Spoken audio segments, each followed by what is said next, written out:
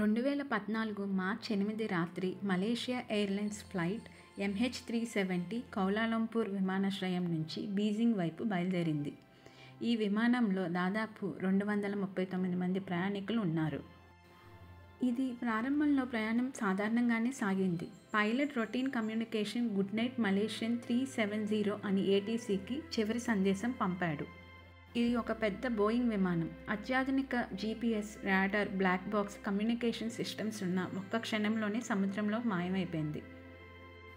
వెంటనే Malaysia, Australia, China, ఇండియాతో సహా 26 దేశాలు కలిసి 64 లక్షల చదరపు కిలోమీటర్ల సముద్రాన్ని శోధించాయి. కానీ ఎక్కడా ఈ విమానం దాఖలాలే లేవు. ఇది ప్రమాదమా, హైజాగా, లేక పైలట్ తప్పిదమా, లేక ఇంకేదైనా ఆపరేషన్ వెనుక దాగున్నదా? ఇప్పటికీ మానవ చరిత్రలో ఇది పెద్ద మిస్టరీగా మిగిలిపోయింది.